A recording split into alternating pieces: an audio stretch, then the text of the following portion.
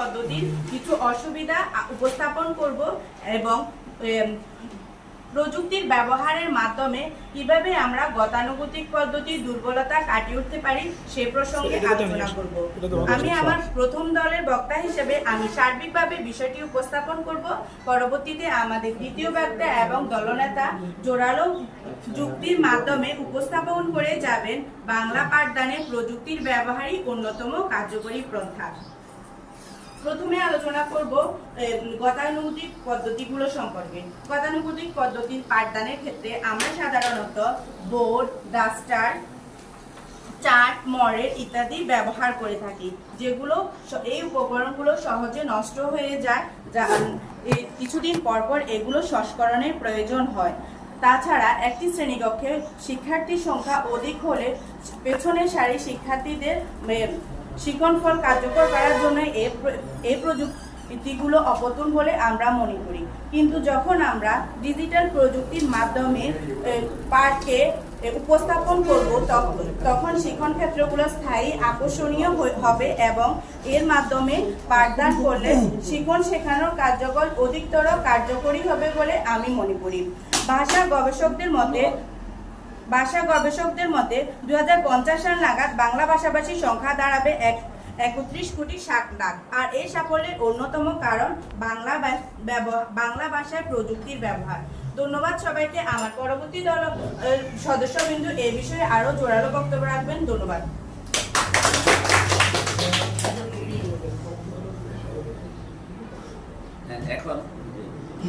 এখন আমি বিপক্ষ দলের প্রথম বক্তাকে তার বক্তব্য উপস্থাপনের জন্য বিতর্ক প্রতিযোগিতায় মাননীয় বিচারক মণ্ডলী এবং আমার প্রতিপক্ষ বন্ধুগণ সবাইকে সালাম, আসসালামু আলাইকুম। আজকে আমাদের বিতর্কের বিষয় হচ্ছে বাংলা পাঠদানে প্রযুক্তির ব্যবহারই অন্যতম কার্যকর পন্থা। সঙ্গত কারণেই আমি এর বিপক্ষে অবস্থান করছি। আমার প্রতিপক্ষ বন্ধু বক্তব্য উপস্থাপন থেকে আমরা যতটুকু ধারণা পেয়েছি প্রযুক্তি সম্পর্কে অত্যন্ত সুন্দর। তা উনি ওনার বক্তব্যে কিছু গতানুগতিক পদ্ধতির কথা উল্লেখ করেছেন। তারা সেই পদ্ধতিগুলো সম্পর্কে বলার আগে আমি বাংলা ভাষার যে ভাষিক কাজ, ভাষা দক্ষতা সেই সম্পর্কে বিস্তারিত আলোচনা করব। আমাদের বাংলা ভাষা দক্ষতার মধ্যে যে 4টি দক্ষতা আমরা শিশুদের অর্জন করাই, শোনা, বলা, পড়া, লেখা, সেই দক্ষতাগুলোর মধ্যে আমি মনে করি শোনা বাদে আর অন্য কোনো দক্ষতায় প্রযুক্তির মাধ্যমে অর্জন করা সম্ভব নয়। কারণ একটি শিশু যখন জন্মের পরে প্রথম কথা বলা শিখে, সে তার পরিবেশ থেকে, সে তার মায়ের কাছ থেকে তার প্রথম মুখের ভাষাটি অর্জন করে, সেখানে সে প্রযুক্তি সহায়তা নেয় না। আর সেখানে প্রযুক্তির মাধ্যমে সে কথা বলা শিখতে পারে না, শোনা শিখতে পারে না, তখন সে প্রযুক্তিকে সেটা চিনিই না। তাহলে আমরা কেন পূর্বের জ্ঞান থেকে বলতে পারি যে একটি শিশু যখন প্রথম বিদ্যালয়ে আসে তখন তার শব্দ ভাণ্ডারে প্রায় 2500-এর মতো শব্দ থাকে। তাহলে এই শব্দগুলো আসতো কোত্থেকে? আর প্রযুক্তি সহায়তায় যদি প্রধান হতো তাহলে প্রযুক্তি আবিষ্কারের পূর্বে, প্রযুক্তির ব্যবহার শুরু হওয়ার পূর্বে এই শিশুর কথা বলা শিখতে পারতো না। আর সবচেয়ে বড় কথা, আমরা আমাদের পরিবারে বর্তমানে প্রযুক্তির যে কুফলগুলো দেখতে পাই, যে প্রযুক্তি যখন ছিল না তখন শিশুর অনেক বেশি ইন্টারেক্টিভ, অনেক বেশি সামাজিক, অনেক বেশি মিশুক ছিল, যেটা বর্তমানে নেই। এখন শিশুরা প্রযুক্তিমুখী হয়ে বরঞ্চ কথা বলা ভুলে যাচ্ছে, মানুষের সাথে মিশতে ভুলে যাচ্ছে। সেখানে আমরা কিভাবে বলতে পারি যে ভাষা দক্ষতা 4টি অর্জন করাতে আমরা প্রযুক্তি সহায়তা নেব? মাননীয় সম্মানিত প্রতিপক্ষ, আমরা আমাদের বর্তমান পরিস্থিতি বিশ্লেষণ করে দেখতে পারি যে বাংলাদেশের মূলত গ্রাম প্রধান দেশ। এই দেশের অধিকাংশ বিদ্যালয়ে পর্যাপ্ত শ্রেণীকক্ষ নেই, পর্যাপ্ত শিক্ষক নেই। সেখানে কোনো বিদ্যালয়ে দেখা যায় শিক্ষক স্বল্পতার কারণে একটা শিক্ষককে সারাদিন ক্লাস নিতে হচ্ছে। সেখানে তারা তাদের প্রস্তুতি হিসেবে তাদের যে পাঠ পরিকল্পনা সেটা করার সময় পাচ্ছে না। সেখানে একজন শিক্ষক কিভাবে একটা প্রেজেন্টেশন তৈরি করবে, একটা কন্টেন্ট তৈরি করে শ্রেণীকক্ষে পাঠদান করবে? এছাড়াও আমাদের গ্রামাঞ্চলে এখন ঘন্টার পর ঘন্টা বিদ্যুৎ থাকে না, সেখানে পর্যাপ্ত নেট সংযোগ নেই। তাহলে আমরা কিভাবে শ্রেণীকক্ষকে কার্যকরী করার জন্য প্রযুক্তির ব্যবহারকেই অপরিহার্য বলে মনে করব?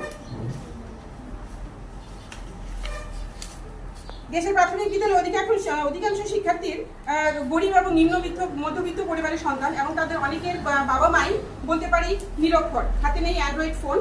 গ্রামাঞ্চলে বিদ্যুৎ বিভ্রাট থেকে শুরু করে নেটের গতিহীনতা, অন্যান্য সমস্যা তো আছে, যেগুলো আধুনিক প্রযুক্তি নির্ভর পাঠের ক্ষেত্রে বড় প্রতিবন্ধকতা। এছাড়া আমার প্রতিপক্ষ যে প্রশ্নটি করেছে, তথ্যটি দিয়েছিলেন গতানুগতিক শিক্ষা পদ্ধতিতে চক, ডাস্টার, বই কে উপকরণ হিসেবে। আমি মনে করি চক, ডাস্টার, বই শুধু ভাষা শিক্ষকের একটি উপকরণ নয়। একটি শ্রেণীকক্ষে দলীয় কাজ, জোড়ায় কাজ, আমি করি, আমরা করি, তোমরা করো, এই যে শিক্ষণ শিক্ষণের কার্যাবলীগুলো সেগুলোর বাস্তবিক প্রতিফলন সেগুলি শুদ্ধভাবে কার্যকর করার মাধ্যমে একটি শিশু তার চাকরি দক্ষতা অর্জন করতে পারে।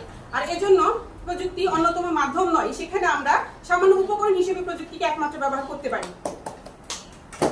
তা আমরা বলতে পারবো যে প্রযুক্তিকে অবশ্যই আমাদের প্রধান মাধ্যম নয়, আমরা সহায়ক হিসেবে গ্রহণ করবো, কিন্তু পাশাপাশি এর যে কুফলটা সেদিকে আমরা নজর রাখবো। কারণ আমরা গত করোনাকালীন সময়ে দেখতে পেয়েছি যে প্রযুক্তি ব্যবহার করতে গিয়ে তার সুফল থেকে কুফলই বেশি এসেছে। আর এতে উপকৃত হয়েছে শুধুমাত্র শহরের ঘরবন্দি ছেলে মেয়েগুলো, যারা ঘরের ভিতর থেকে তাদের শিক্ষা গ্রহণ করেছে, কিন্তু তারা বাস্তব পরিবেশের সাথে মেশার সুযোগ পাচ্ছে না। আর আমাদের শিশুরা এমনিতেই প্রকৃতি বিমুখ, যেখানে এমনিতে প্রকৃতি বিমুখ, এক্ষেত্রে আমরা শিশুকে তার দক্ষতাগুলো অর্জন করাতে সরাসরি প্রকৃতি থেকে বাস্তবতা থেকে শিক্ষাদানটা অধিক কার্যকর বলে মনে করি। ধন্যবাদ সবাই।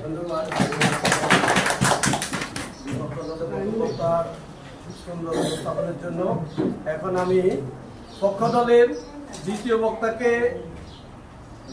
বক্তব্য রাখার জন্য আহ্বান করছি। পক্ষ দলের দ্বিতীয় বক্তা।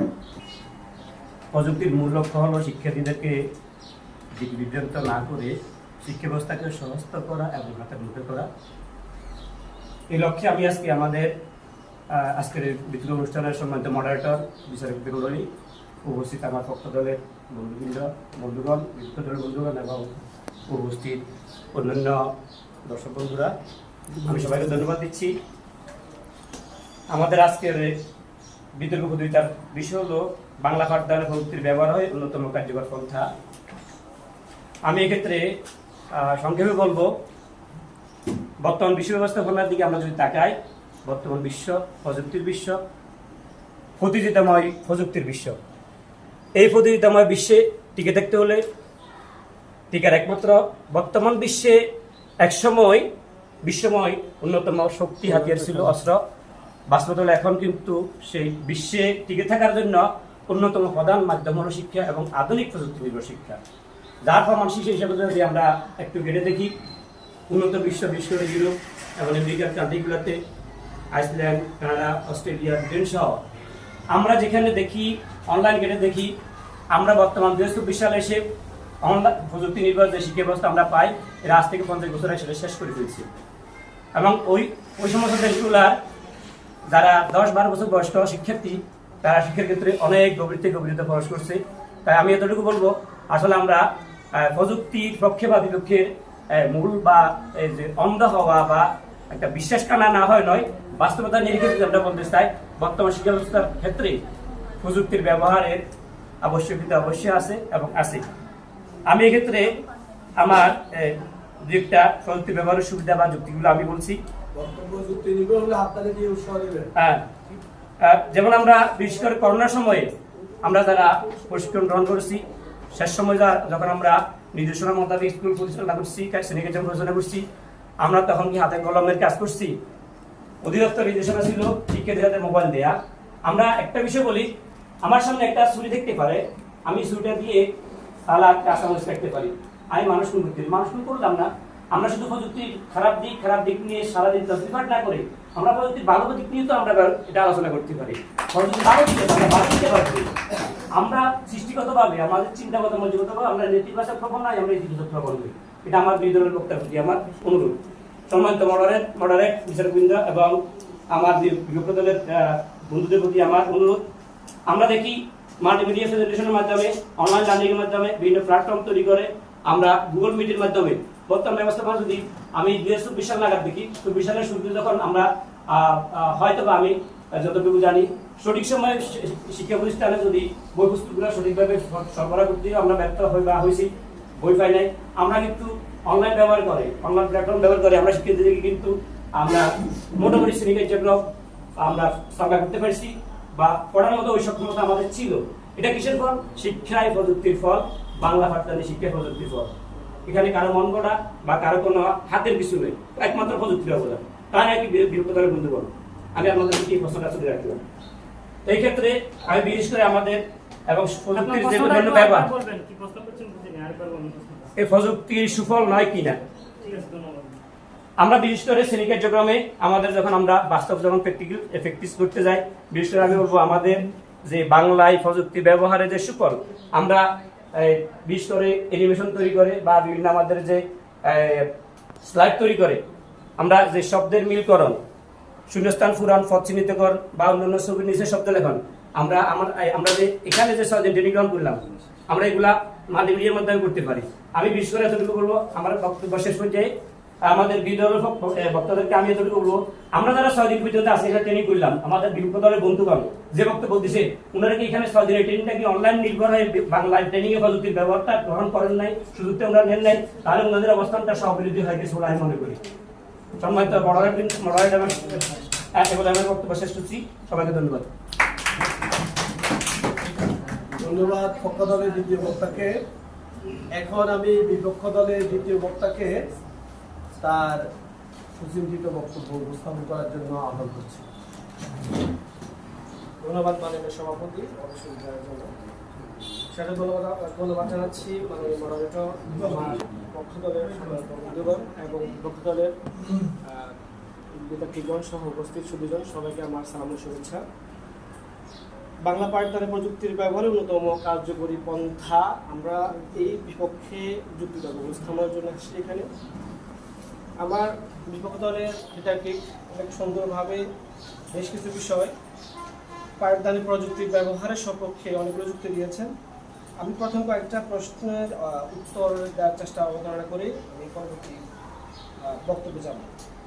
প্রথমে একটা বিষয় বলছেন যে প্রযুক্তির সক্ষমতা, যেখানে ব্রিটেন, ফিনল্যান্ড, তারপর হচ্ছে নরওয়ের মতো, সুইডেনের মতো কান্ট্রিগুলো প্রযুক্তির ব্যবহারে আমাদের যে 50% এগিয়ে আছে, সেখানে আমরা প্রযুক্তির ব্যবহার হিসেবে পার্টনারশিপ তুলে ধরবে। সেটা হচ্ছে প্রথম হচ্ছে বৈষম্য শিকারটা, বৈষম্যটা প্রযুক্তি হোক সবার জন্য, শুধুমাত্র গুটি কয়েকের জন্য হাতে হাতে প্রকৃত না থাকে।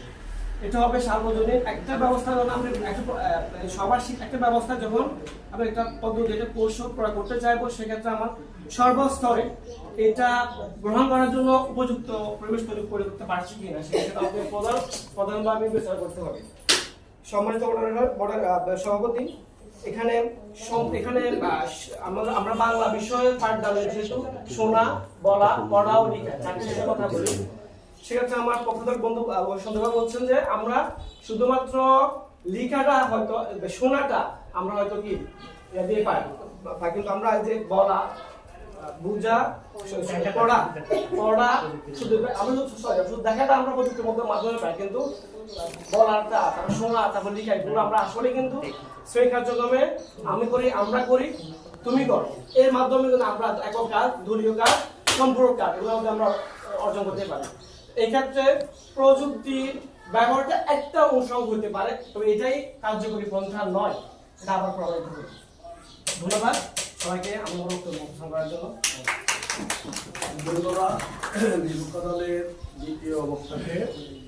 এখন আমি পক্ষ দলের দলনেতাকে তার মূল্যবান বক্তব্য উপস্থাপন করার জন্য আহ্বান করছি।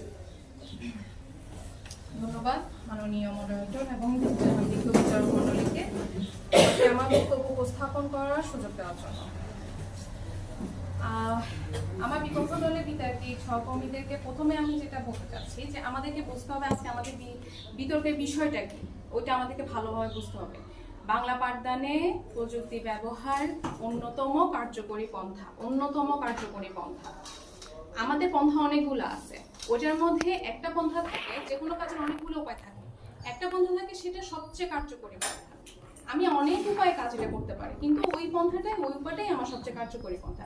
ঠিক সেই জিনিসটাই আমাদেরকে এখানে বলা হয়েছে, প্রযুক্তির ব্যবহার হচ্ছে অন্যতম কার্যকরী পন্থা। এখন আমাদেরকে আরেকটা জিনিস বুঝতে হবে যে প্রযুক্তি ব্যবহার বলতে আমরা কি বুঝতেছি। এক সময় ছিল যে প্রথম দিকে আমাদের প্রযুক্তি ব্যবহার বলতে শুধুমাত্র মাইক্রোসফটে পাওয়ার পয়েন্টে আমরা প্রেজেন্টেশন তৈরি করছি, কন্টেন্ট তৈরি করছি, এটাকে আমরা বুঝাচ্ছিলাম। প্রযুক্তি ব্যবহার বলতে পাঠদানে এটাই আমরা প্রথমে বুঝছি, কিন্তু এখন আমরা কি বুঝি, শুধুমাত্র কন্টেন্ট না, ডিজিটাল ইমেজ, তারপরে অ্যানিমেশন, ছবি, তারপর অডিও ভিডিও ক্লিপ, ই বুক, তারপর ডকুমেন্ট, এই সব কিছুই প্রযুক্তি, এই সব কিছুই পাঠদানের প্রযুক্তির অন্তর্ভুক্ত। তাহলে আমি শুধুমাত্র যদি এখন বলি যে আমার বিপক্ষ দলে ওনারা অনেকগুলো প্রশ্ন ছুড়ে দিছে যে আমি এগুলো ব্যাখ্যা করতেছি। আমি শুধু যদি বলি যে না আমার এখানে কারেন্ট নাই, আমার এমনি বা আমাদের ক্লাস করাইতে পারতেছে না কারেন্ট আসা, তাহলে এই মোবাইলটাও তো আমার এক ধরনের প্রযুক্তি, তাই না? এই মোবাইলটাও আমার এক ধরনের প্রযুক্তি। আমি যদি ওখানে পাওয়ার পয়েন্টে করতে না পারি, তাহলে আমি মোবাইলের মাধ্যমেও তো একটা অডিও ক্লিপ শুনাইতে পারি, তাই না? তারপর আমি একটা ছবি দেখাতে পারি, আমার শিক্ষার্থী থেকে একটা ছবি দেখাতে পারি, সেটাও আমার পাঠদানের প্রযুক্তির ব্যবহার। তারপরে ম্যাডাম বলছে যে সোনা বাদে শুধুমাত্র আমাদের এই যে বিপক্ষ দলে হালিমা ম্যাডাম বলছে যে শুধুমাত্র সোনা বাদে অন্যান্য ক্ষেত্রে প্রযুক্তির ব্যবহারটা তেমন বেশি নাই। আমি বলবো সব ক্ষেত্রে প্রযুক্তি ব্যবহার আছে এবং সব ক্ষেত্রে আমি প্রযুক্তিটা ব্যবহার করলে সেটা আমার কার্যকর হবে। সোনাটা ছাড়াও আমার লেখার প্রবাহ, শিশুদের প্রথমে বর্ণ লেখার প্রবাহটা আমি আমার খাতায় লিখে দিছি, এটা ছাড়া বোর্ডে লিখে দেওয়ার পরে আমি যদি আমার প্রজেক্টরে আমি দেখা দিতে পারি এই যে এর মাধ্যমে কন্টেন্টের মাধ্যমে যে কিভাবে প্রবাহটা যাচ্ছে সেটা যদি আমি দেখা দিতে পারি, তাহলে সেটা আমার শিক্ষার্থীরা খুব ভালোভাবে বুঝতে পারবে।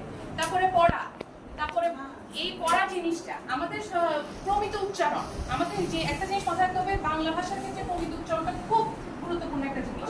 আমাদের অনেক শিক্ষকের মধ্যে আঞ্চলিকতার একটা টান থাকে, এই টানেটা আমরা শিক্ষার্থীদের কথা বলার সময় এই টানটা চলে আসে। কিন্তু আমি যদি একটা প্রমিত উচ্চারণের একটা কোনো প্রমিত উচ্চারণের বর্ণ বলেন, অথবা ছড়া বা কবিতা আবৃত্তি, অথবা গদ্যপাঠ, এই জিনিসটা যদি আমি আমার শিক্ষার্থীকে আমার প্রযুক্তির মাধ্যমে বিভিন্ন ভিডিও অডিও ক্লিপের মাধ্যমে দেখাতে পারি, সে প্রমিত উচ্চারণটাই শিখবে, তাহলে আমার পড়ার ক্ষেত্রেও সেটা কাজে লাগবে। তাহলে আপনি কিভাবে বলতে পারেন যে শুধুমাত্র শোনা বাদে অন্য কোনো ক্ষেত্রে আমার এটা কাজে লাগবে না? তাছাড়া আমি আমার পাঠদান করার শেখানোর ক্ষেত্রে যে আপনি যে কথাটা বললেন, শিক্ষকের কাজ, শিক্ষক শিক্ষার্থীর কাজ, তারপর শিক্ষার্থী নিজের কাজ, সেখানে এই প্রযুক্তি কাজটা হয় না, কেন হবে না? আমি আমার শিশুকে বর্ণনা শেখাচ্ছি, আমি আমার শিশুকে বর্ণনা শেখাচ্ছি, আমি বর্ণটা প্রবাহটা দেখা দেওয়ার জন্য সেটা আমার কাজ। তারপর আমি শিক্ষার্থী, আমার আর শিক্ষার্থীর কাজ, সেখানেও আমি বর্ণনা শেখানোর জন্য কোনটা কোন বর্ণ আমাকে বলো, এখান থেকে কোনটা বর্ণ। আমি প্রযুক্তির একটা খুব সহজ উপায় হচ্ছে যে আমরা জিনিসটা হাইলাইট করে দিতে পারতেছি, দেখাই দিতে পারতেছি যে এটা হচ্ছে তোমার সঠিক উত্তর, সেখানে আমার শিক্ষার্থীর কাজটা হতেছে। অথবা আমি একটা ছবি অবস্থা ছবি দেখানোর মাধ্যমে বললাম যে এই ছবিটা এটা কিসের ছবি বলো, তারা নিজেরা চিন্তা করছে, চিন্তা করে বলার পরে আমি একটা জাস্ট একটা ক্লিকের মাধ্যমে আমার উত্তরটা চলে আসতেছে। তাহলে এখানে কি আমার শিক্ষার্থীর কাজটা হতেছে না? আর এখানে বিপক্ষ দলের যেটা বলছে যে আমাদের